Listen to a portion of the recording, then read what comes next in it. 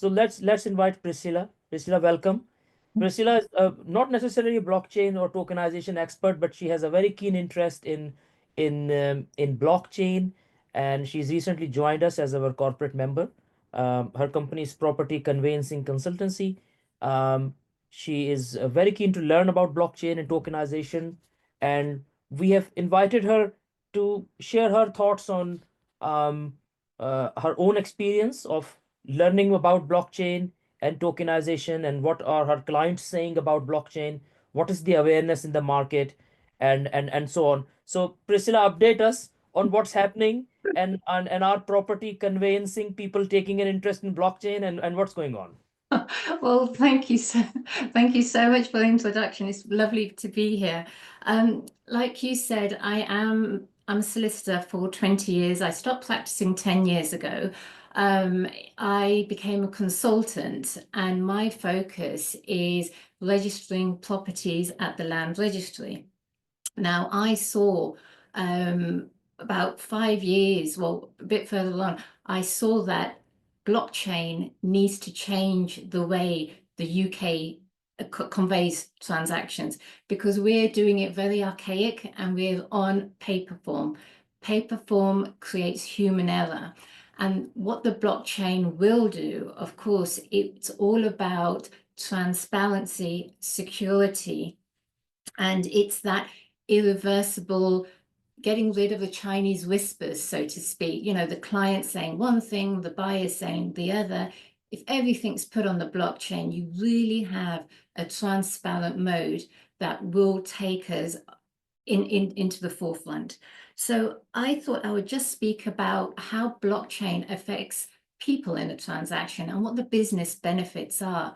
So as a solicitor, one would instruct us, and the clients want updates all the time.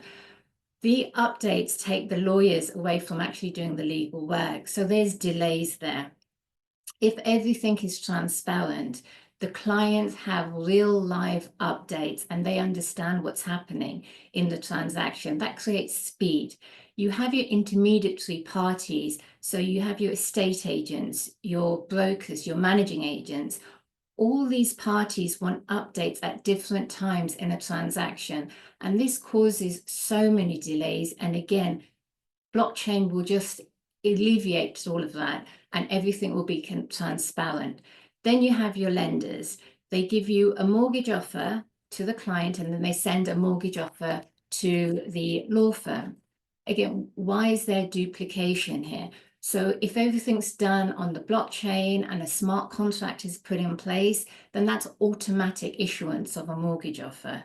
You talk to the lawyers talk to each other, but the lawyers can't talk to all the parties in the transaction. So then your network is growing larger, open to risk, open to annoyance, open to complaints. Again, I keep repeating myself, but in my practice, I can see how blockchain will be absolutely beneficial to this. And then I come onto the land registry, and this is where my, I wouldn't say expertise, but my real interest is. So my team submit an application to the land registry. They then want questions about the transaction. They raise it in the form of a requisition. Now, they will come to my team. The client will then go to the land registry wanting an update.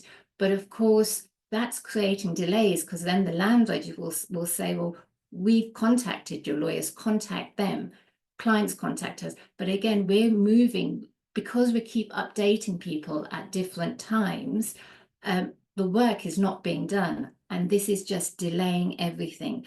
So very quickly, those are the benefits that I can see blockchain given, and the opportunities: speed, transparency. It reduces risk. I believe it reduces risk because you're trusting the data.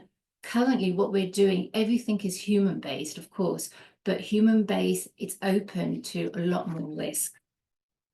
So then, Professor Doctor, as you said earlier, in 2018, you know, the Land Registry created the research and development project called Digital Street, and they focused on 3 main goals: how blockchain will affect land registry, how smart contracts will affect land registry and transactions, and of course, identification verification.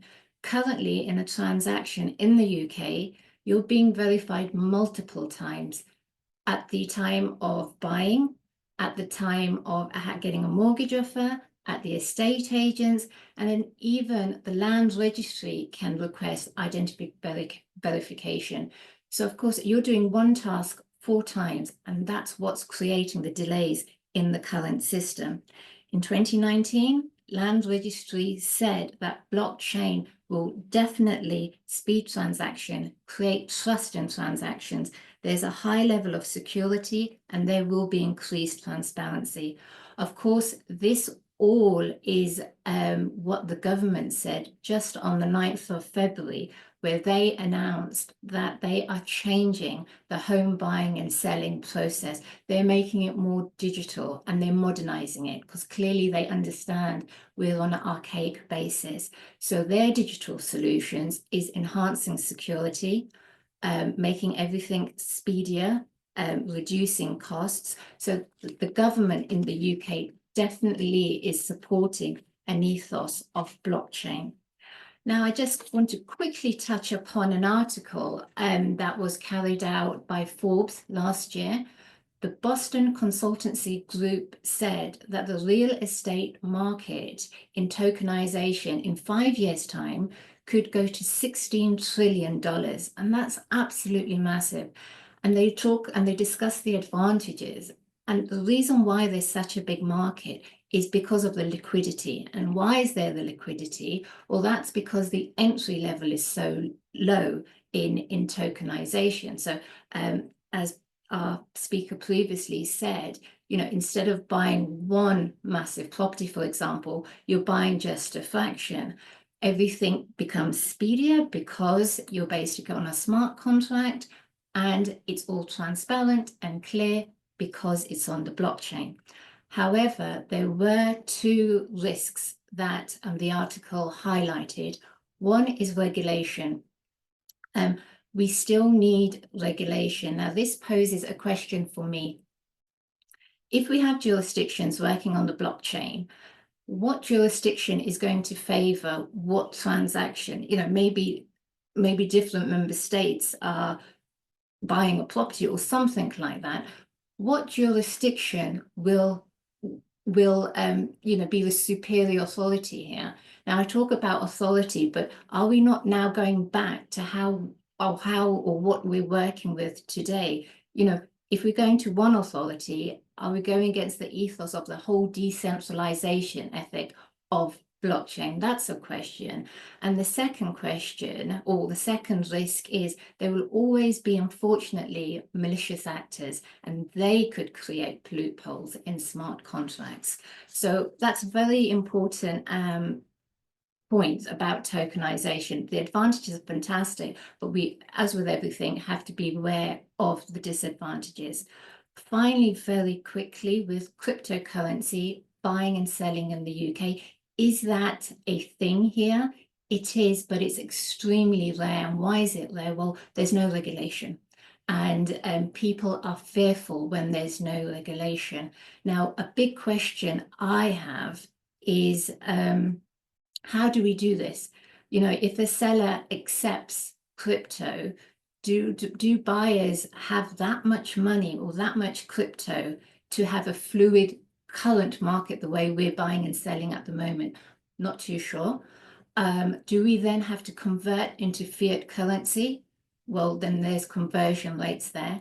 And I think the biggest issue for me at the moment, and this is a big thing that's happening in the UK market, unlike Scotland, when you put an offer in, you're bound to that transaction. But in the UK, you're not. You can go all the way up to exchange of contracts, and one party can pull away and not have any penalties, or they can just walk away. So that's a failed completion. And these are the problems that's currently happening. Now, if up to that point of exchange of contracts, the crypto value devalues itself so much that the seller now wants to pull away, or we're creating a situation that's happening today. So that really is another talking point.